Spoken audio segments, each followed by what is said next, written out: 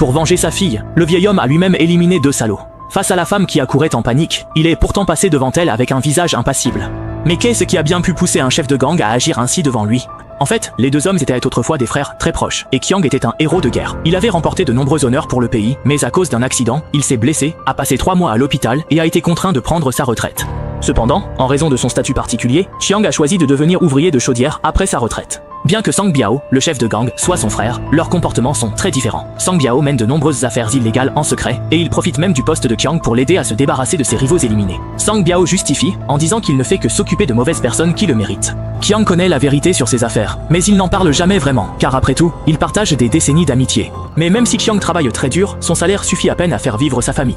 Ce jour-là, la fille de Qiang vient le voir et, à peine arrivée, lui demande 500 yuan.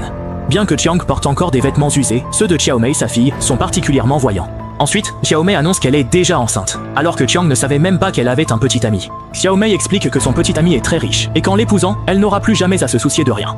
Qiang, tatoué, comprend que sa fille cherche une vie meilleure, alors il ne dit rien de plus. Mais ce à quoi Qiang ne s'attendait pas, c'est que le petit ami de sa fille n'est autre que Da Zhuang, un des hommes de main de Sang Biao.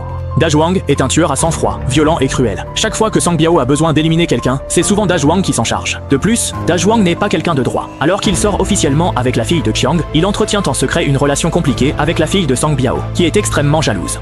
Bien qu'elles aient grandi ensemble, Lisa ne supporte pas Xiaomei et la regarde toujours de haut.